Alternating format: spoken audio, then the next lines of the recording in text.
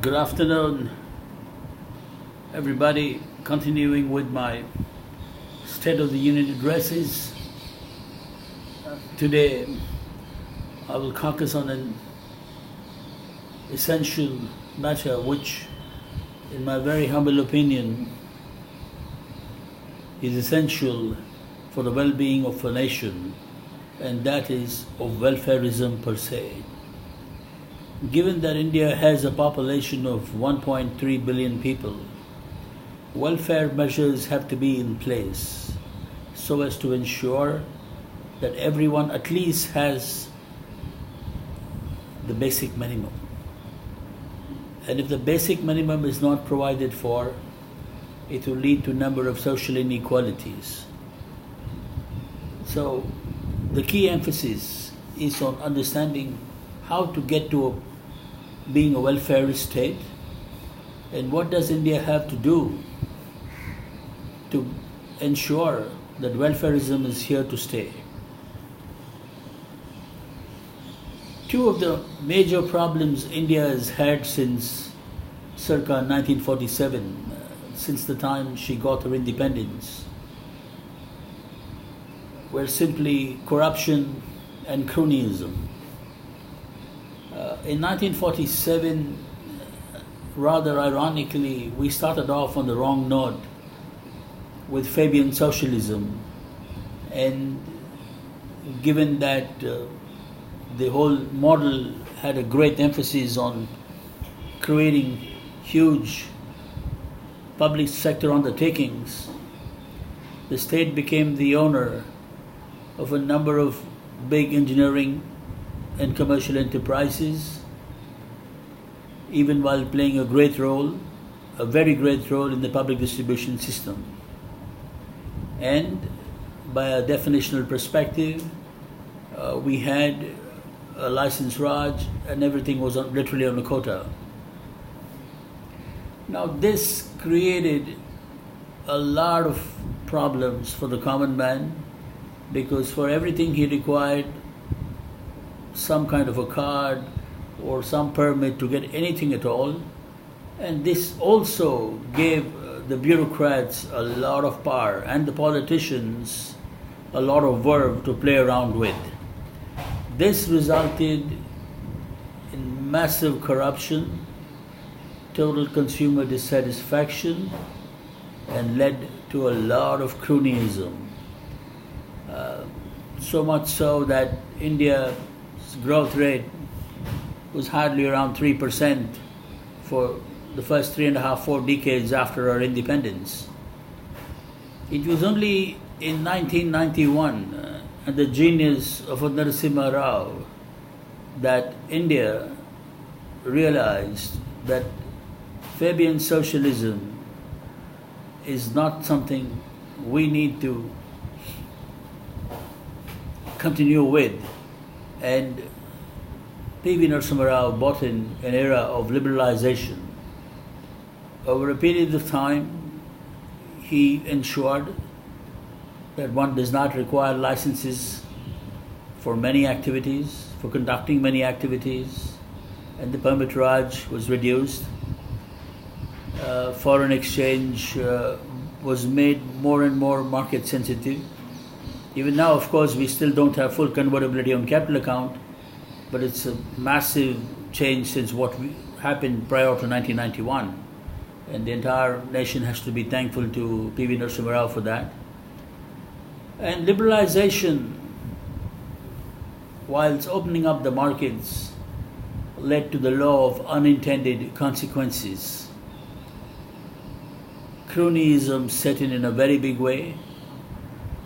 In fact, apart from cronyism, there was a massive nexus between entrepreneurs, bureaucrats, politicians, so much so that many of the scams we have had, be it the NPA's scam or what is now fast emerging as the telecom scam, or previously all the coal scams, and perhaps even some of the public distribution scams, were all a result of the fact that the bureaucrats and politicians and the entrepreneurs realized that with the changing market dynamics, they were slowly and slowly losing power to the people, to the consumers. And today we are in a state where the consumer and the voter are definitely in a far better situation than what they were in the first 3.5, 4 decades of India's independence. So the law of unintended consequences led to a lot of cronyism, and cronyism again led to another form of corruption, and this vicious cycle of corruption, cronyism, corruption continued for a long time and still continues. We're not fully out of it. But eventually I think, given that we are in an era of digital marketing and the WTO era with borderless markets, India will move beyond cronyism. And I guess when we become completely digital, we will also may not eradicate, but at least stymie corruption reprehensibly. So this, going forward, maybe over the next 5 to 10 years, could be the likely scenario. And amidst all this, what was the casualty? It was welfarism. The marginalized sections of society did not really get what they had to get, be it in the realms of public distribution, education, healthcare, so on and so forth. The net result being that India still has a vast majority of people who may be above poverty line but still aren't very well taken care of, and they certainly would qualify to be what I would like to call the lower middle classes. Now this has to change. The basic requirements, food, clothing, shelter, quality healthcare, quality education, these things must be made available for everyone, immaterial of anything at all. And it is the onus of the state to do that. And India, as we move into a more and more liberalized and open economy, and as the government becomes smaller and smaller, we should ensure that